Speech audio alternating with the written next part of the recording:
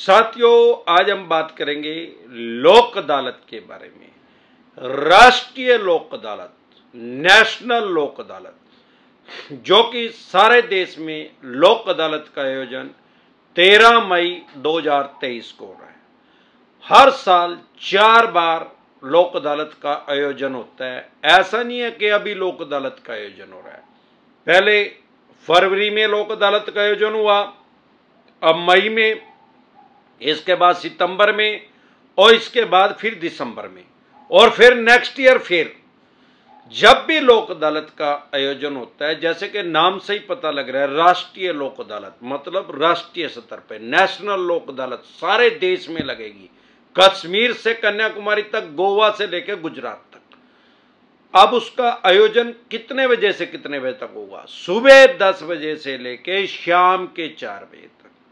आपके पास भी अगर आपके 2, 4, 5 EMI डिफॉल्ट हो रही है किसी भी तरह के लोन की, तो आपके पास लोक अदालत का नोटिस आ रहा होगा। 99% तो फेक नोटिस भेजते हैं लोक अदालत के भी और अन्य तरह के भी। ये चवन्नी छाप कुत्ते बड़वे जो जीबी रोड दिल्ली के दल्ले हैं।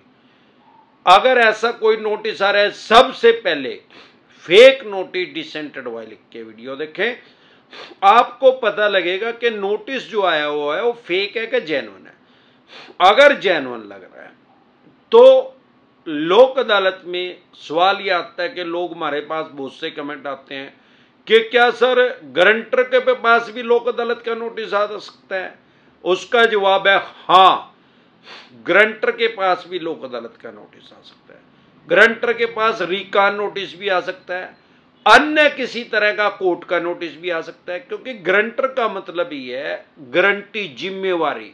जैसे कोर्ट में जमानत देते हैं बेल करवाते समय, ऐसे ही आपने किसी आदमी ने अगर जमानत दी है, लोन की गारंटी दी है, तो उसकी पूरी रिस्पॉन्सिबिलिटी है कि वो आदमी, अगर जिसने लोन लिया है, जो लोनी है, अगर किसी कारण से वो लोन नहीं पे कर रहा, तो उस गारंटर को वो पे करने पड़ेंगे। वो ये नहीं कह सकता कि उससे ही लो। बैंक की मर्जी है, उससे लेगा या उससे लेगा, जो भी सॉफ्ट टारगेट है उससे बैंक अपना पैसा कवर करेगा। क्या गारंटर के ऊपर भी केस हो सकता है? बिल्कुल हो सकता है। अगर गारंटर ने चेक दे रखे हैं तो चेक बाउंस का भी हो सकता है, या रिकवरी के लिए भी कोर्ट में केस हो सकता है, लोक अदालत में भी उसके ऊपर केस हो सकता है, रिकॉल नोटिस भी आ सकता है। किसी भी तरह का जो नोटिस लोनी के पास आ सकता है, वो गारंटर के पास भी आ सकता है। अब गारंटर को क्या पैसे भरने जरूरी है, लोक अदालत में जाना जरूरी है? भाई, लोक अदालत में चाहे लोनी है जिसने लोन लिया है या गारंटर है, कोई मैंडेटरी नहीं है, कोई जरूरी नहीं है कि लोक अदालत में जाना ही जाना है। आपकी मर्जी, आप लोक अदालत में जाएं, आपकी मर्जी है ना जाएं। आपके पास नोटिस आया, आपने नोटिस लिया ही नहीं, तो कोई फर्क नहीं पड़ेगा। आपने नोटिस ले लिया लोक अदालत का, आप गए नहीं, तब भी कोई फर्क नहीं पड़ेगा। आप लोक अदालत में चले गए, नोटिस ले लिया, चले गए, आपने जाके कोई सेटलमेंट करी नहीं, समझौता नहीं करा, क्योंकि आपके रेट में आ ही नहीं रही वो बात।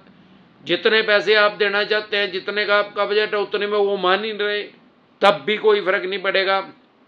अगर आपका ऑलरेडी केस कर रखा होगा बैंक NBFC कंपनी ने, और वो लोक अदालत में उसको ले आए हैं, तो वो एज इट इज दोबारा फिर उसी कोर्ट में चला जाएगा, और जिस स्टेज पे है उसी स्टेज पे रहेगा, कोई उससे आगे नहीं बढ़ेगा। ठीक है। दूसरी बात, अगर आपके ऊपर केस किए ही नहीं अभी, तब भी कोई फर्क नहीं पड़ेगा। आप कोर्ट में चले भी जाएंगे, आपको जज साहब फोर्स नहीं करेंगे, या अन्य कोई आदमी आपको फोर्स नहीं कर सकता, क्योंकि जो लोक अदालत है वो कॉम्प्रोमाइज की अदालत है, समझौते की अदालत है, सेटलमेंट की अदालत है। वहां पे ना किसी की हार होती है, ना किसी की जीत होती है।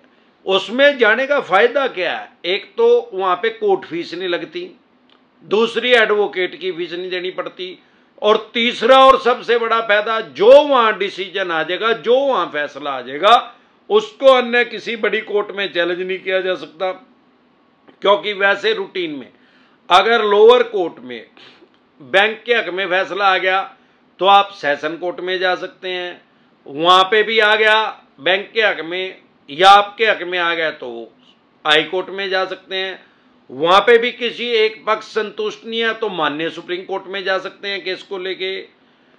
लेकिन लोक अदालत में अगर एक बार फैसला हो गया, डिसीजन आ गया, उसको कोई भी पार्टी, बैंक या एनबीएफसी कंपनी या आप खुद से, उसको आगे चैलेंज नहीं कर सकते। वो फाइनल फैसला होगा क्योंकि वो कॉम्प्रोमाइज होके हुआ है, म्यूचुअल अंडरस्टैंडिंग में होगा, दोनों की सहमति से होता है। वहां एक आदमी की सहमति से कभी भी डिसीजन नहीं आता, और ना ही कभी भी लोक अदालत से जेल होती है किसी को भी। वैसे तो वही जज साहब होते हैं, कोई अलग डिस्ट्रिक्ट से जज साहब आके नहीं बैठते, सेम डिस्ट्रिक्ट के जज साहब बैठते हैं, उनकी ड्यूटी लग जाती है। लेकिन कभी भी लोक अदालत से किसी भी आदमी को जेल में भेजने का प्रावधान नहीं है। तो डरे घबराए नहीं। अगर कोई चुवन्नी चाप ऐसे बकवास कर रहा है, डरा रहा है, धमका रहा है, कह रहा है कि जेल हो जाएगी लोक अदालत में नहीं गए तो, या लोक अदालत में जाने के बाद आपको साइकोलॉजिकल प्रेशर मिले रहे कि समझौता करना ही पड़ेगा, सेटलमेंट करनी पड़ेगी, नहीं तो जज साहब आपको जेल में भेज देंगे, तो वो 100% बकवास कर रहा है। 100% वो चवन्नी छाप कुत्ता बड़वा है, दल्ला है, वो जीबी रोड का दल्ला है, जो दल्ले घूमते रहते हैं जीबी रोड में, चवन्नी छाप वही है। इनसे डरे घबराए नहीं, अपने राइट्स और अधिकार जान ले। अगर आप लोक अदालत में जाना चाहते हैं तो मेरी सलाह ये है कि आप लोक अदालत में खुद से, सामने से, अपने आप कभी ना जाए। भाई आपके पास नोटिस आया नहीं, आप खुद से ही लोक अदालत में जा रहे हैं, भाई मैं वहां जाकर सेटलमेंट करवा लूं, वेट करें। वो ही लगी फटने, खरात लगी बटने, जब इनकी कांच निकट जाएगी अपने आप नोटिस भेजेंगे कि लोक अदालत में आ जाओ। डरे घबराए नहीं। अगर आप खुद से जा रहे हैं तो जा सकते हैं, राइट से, अधिकार है आपके पास। लेकिन तो आपको डिस्काउंट बिल्कुल मिनिमम मिलेगा।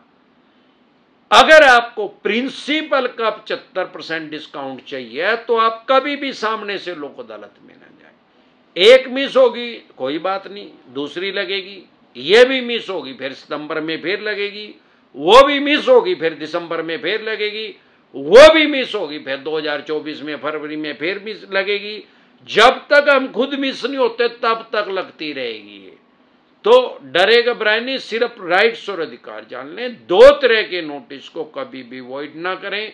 एक 138 जिसको सामान्य बोलचाल की भाषा में चेक बाउंस बोलते हैं, अगर आप उसको इग्नोर करेंगे, हल्के में लेंगे, तो आपको 14 दिन के लिए ही न्यायिक हिरासत में जाना पड़ सकता है, 14 दिन के लिए जेल में जाना पड़ सकता है। अगर आप उसको इग्नोर कर रहे हैं तो आपका बेलेबल वारंट इशू हो जाएगा, फिर भी इग्नोर कर रहे हैं नॉन बेलेबल वारंट इशू हो जाएगा, फिर भी नहीं जा रहे हैं तो एक कोर्ट की अवमानना मानी जाएगी। तो आपको कोर्ट के द्वारा पीओ घोषित कर दिया जाएगा। कोर्ट की भाषा में उसको पीओ बोलते हैं, सामान्य बोलचाल की भाषा में आपको भगोड़ा घोषित कर दिया जाएगा। तब उसी स्टेट की पुलिस आपको अरेस्ट करेगी और उसी स्टेट की जेल में आपको जाना पड़ेगा। लेकिन 99% तो फेक नोटिस भेजते हैं चवन्नी छाप, डरे नहीं, चाहे इन्होंने कैसा भी नोटिस भेजा है, 99% वो फेक है।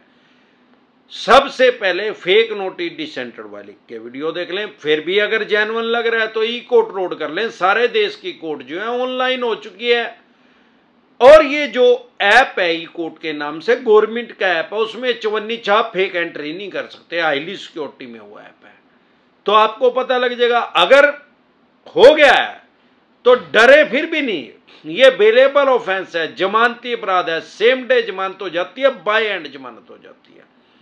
इसके अलावा अगर आपके पास सरफेसी एक्ट 2002 के अकॉर्डिंग नोटिस आ रहा है, 13(2) का, 13(4) का, सिंबॉलिक पोजीशन का, फिजिकल पोजीशन का, इसको कभी भी हल्के में ना लें, कभी भी इसको इग्नोर ना करें। अगर इसको इग्नोर करेंगे तो आप अपने मकान, दुकान, जमीन जायदाद, फैक्ट्री, कारखाना, स्कूल, कॉलेज, बंगला, कोठी या शोरूम, जो भी आपने मॉर्गेज करके, गिरवी रख के, रहन रख के इनसे पैसे लिए हैं, सीसी लिमिट लिया, ओडी लिमिट लिया, लैप करवाया, लोन अगेंस्ट प्रॉपर्टी लिया, होम लोन लिया, अन्य किसी तरह का कोई भी लोन, प्रॉपर्टी मॉर्गेज करके लिया, मतलब अपनी जो एसेट है वो गिरवी रख के लिया है, तो उसकी एक्शन कर देंगे, बोली कर देंगे, स्क्रैप के रेट में, कबाड़ी के रेट में उसको बेच देंगे। अगर आपको अपने राइट्स और अधिकार नहीं पता, अगर राइट्स पता है, फॉर एग्जांपल आपकी प्रॉपर्टी की वैल्यू 3 करोड़ रुपए, आपने देने नहीं के 1 करोड़ रुपए है, ब्याज प्लंटी जुर्माने से, ये क्या करेंगे, उसको 1 करोड़ रुपए में ही सेल कर देंगे।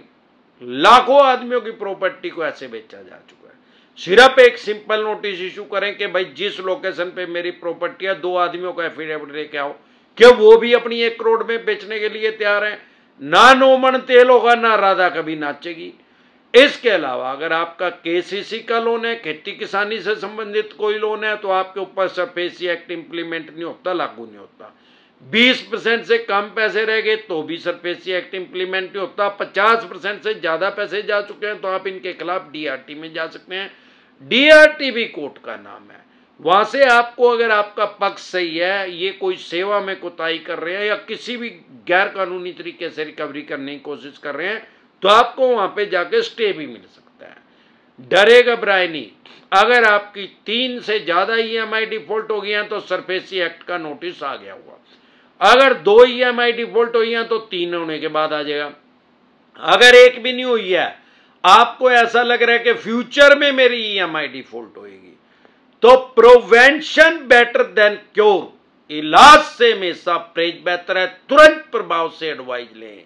अगर आप हमारे साथ टेलीफोनिकली जुड़ना चाहते हैं, पर्सनल मीटिंग करना चाहते हैं, फिर आपका लोन चाहे कितने भी करोड़ का है, 5 स्टेटों में हमारे ऑफिस हैं। अगर आप दिल्ली से हमें देख रहे हैं तो आप कुंडली बॉर्डर पे हमारे से पर्सनल मीटिंग कर सकते हैं। अगर आप हरियाणा से देख रहे हैं तो एनसीआर में कर सकते हैं। मुंबई से देख रहे हैं तो गोरेगांव में कर सकते हैं। गुजरात से देख रहे हैं तो अहमदाबाद में दिल्ली दरवाजा कर सकते हैं। पंजाब से देख रहे हैं तो लुधियाना में कर सकते हैं। फिर आपका लोन 2 करोड़ का है, 5 का है, 25 का, 50 करोड़ का, डज नॉट मैटर के कितने करोड़ का या कितने अरब रुपए का लोन है। हमारे देश में कानून एक ही है। लोन से रिलेटेड जो भी डॉक्यूमेंट्स आपके पास हैं वो सभी लेके आप मेरे से पर्सनल मीटिंग कर सकते हैं, पर्सनल एडवाइस ले सकते हैं या टेलीफोनिकली भी एडवाइस ले सकते हैं। आपके पास सरफेसी एक्ट का नोटिस आया है, सरफेसी एक्ट 2002 के अकॉर्डिंग नोटिस आया है, 13(2) का, 13(4) का, सिंबॉलिक पोजीशन का, फिजिकल पोजीशन का, डीएम साहब का, या 138 नेगोशिएबल इंस्ट्रूमेंट एक्ट 1881 का, या पेमेंट एंड सेटलमेंट एक्ट 2007 का, या आर्बिट्रेशन एंड कंसोलिडेशन एक्ट 1996 का, या रिकॉल नोटिस है, अन्य किसी भी तरह का कोई भी नोटिस आपके पास आया है, जो भी लोन से रिलेटेड आपके पास डॉक्यूमेंट्स है, वो सभी लेके मेरे से पर्सनल मीटिंग कर सकते हैं, पर्सनल एडवाइस ले सकते हैं। अगर आप हमारे साथ पर्सनली एडवाइस लेना चाहते हैं या पर्सनल मीटिंग करना चाहते हैं तो आपकी स्क्रीन पे एक नंबर आया हुआ है 9306347314। इस नंबर को सेव करके डायरेक्ट कॉल करेंगे, कोई रिप्लाई नहीं आएगा। व्हाट्सएप कॉल करेंगे, कोई रिप्लाई नहीं आएगा। व्हाट्सएप मैसेज करेंगे तो तुरंत प्रभाव से रिप्लाई आएगा कि कैसे आप हमारे साथ टेलीफोनिकली जुड़ सकते हैं, पर्सनल मीटिंग कर सकते हैं। एक बार जोर से मिलकर नारा लगाएंगे, बोल बे गंजे टकले, जय ससुराल वालों की।